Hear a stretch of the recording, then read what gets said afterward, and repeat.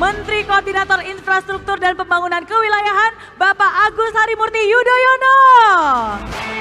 Pak Menko, baik, silakan Pak Menko. Kita tahu bahwa tantangan zaman terus berkembang. Abad 21 ini yang kita harapkan sebetulnya penuh dengan kemakmuran juga kedamaian, ternyata di sana-sini terjadi ketegangan geopolitik, bahkan perang yang telah mengakibatkan korban jiwa dan material yang tidak sedikit. Kita tahu perang Rusia-Ukraina masih berlangsung dan apa yang terjadi di Timur Tengah ini juga menyisakan tragedi-tragedi kemanusiaan. Oleh karena itu Indonesia, kita sebagai bangsa yang merdeka, tapi juga bangsa yang bertanggung jawab pada perdamaian dunia, mari kita juga terus menyerukan agar dunia kita semakin damai dan kembali fokus pada berbagai cita-cita besar. Misalnya, kita tahu bahwa kita ingin mewujudkan SDGs 2030. Dunia yang kita bayangkan yang bebas dari kemiskinan, dari kelaparan, dari ketimpangan. Indonesia tidak boleh kalah dalam persaingan global. Itu mengapa Presiden Prabowo Subianto dalam berbagai kesempatan, dalam asta citanya, visi misinya, menginginkan Indonesia ke depan itu swasembada pangan. Kita tidak boleh bergantung. Jangan sampai ada perang yang terjadi nun jauh di sana, di daratan Eropa misalnya, tetapi berdampak pada harga komoditas pangan, yang kemudian kita menjadi kesulitan. Kita juga ingin menjadi negara yang memiliki swasembada energi. Jangan sampai perang mengakibatkan harga minyak bumi meningkat drastis dan kita semuanya sangat tergantung. Belum kita berbicara tantangan-tantangan lainnya. Oleh karena itu, kita berharap ekonomi kita juga bisa tumbuh dengan tinggi. Hari ini kita adalah negara G20, GDP kita nomor 15 atau 16 dunia, tetapi yang harus kita kejar adalah bagaimana kesejahteraan kita semua. GDP per kapita kita juga meningkat dengan baik. Itu yang membuat kita menjadi negara yang makmur, sejahtera, dan berkeadilan. Kita senang kalau yang sukses semakin sukses, betul? Kita senang kalau yang kaya semakin kaya, setuju?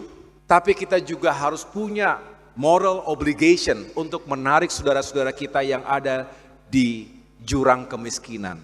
Mereka yang miskin dan hampir miskin, yang rentan, yang setiap saat membutuhkan bantuan dan juga atensi dari pemerintah dan kita semua.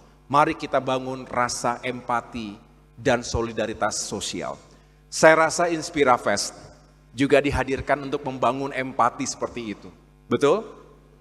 Karena apalah artinya hidup yang singkat ini kalau hanya untuk diri dan golongan kita saja. Kita ingin punya value, kita ingin punya dampak langsung untuk masyarakat kita dan pada akhirnya bangsa dan negara kita.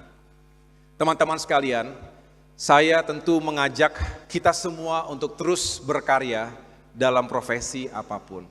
Inspirafest saya yakini akan terus menantang kita untuk tumbuh, dare to grow, seperti yang sampaikan Miss Mary tadi.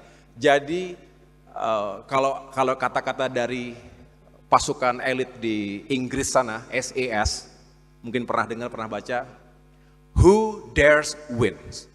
Siapa yang berani menang.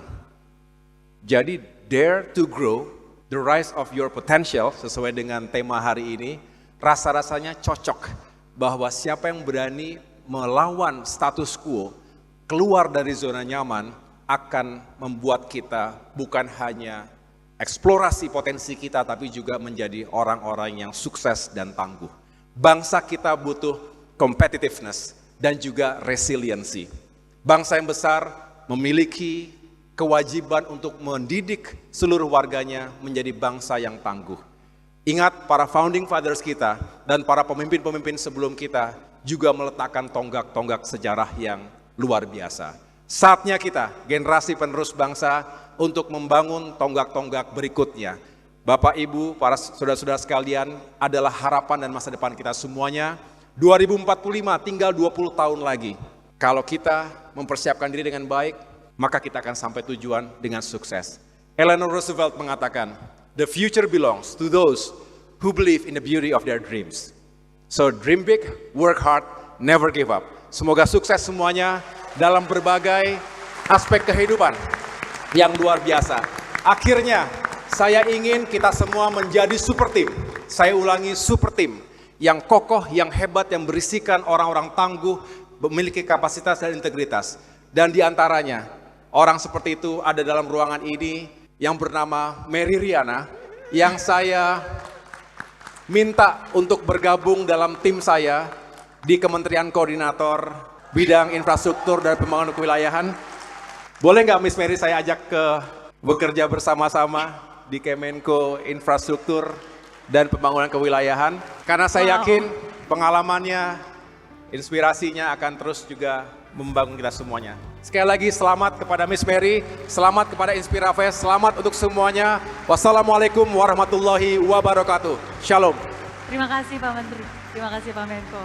Selama 12 tahun mengenal Pak Menko, beliau adalah sosok pemimpin yang punya jiwa satria, punya empati, punya ideologi, dan yang paling penting punya rasa respect terhadap orang-orang yang bekerja bersama beliau. Jadi kalau saya selalu bilang Pak Menko, untuk menjadi sukses itu ada 3 hal, kesempatan, keterampilan atau kemampuan, dan kemauan. Terima kasih atas kesempatannya, terima kasih juga Pak Menko sudah melihat ada kemampuan yang saya bisa kontribusikan untuk Indonesia, dan dengan mantap, semoga apa yang saya bisa kontribusikan bisa membantu Pak Menko untuk mewujudkan Indonesia Emas nanti di 2045, membantu di Kabinet Merah Putih, dan bersama let's dream bigger, let's work harder, and never give up. Terima kasih Pak Menko. Thank you.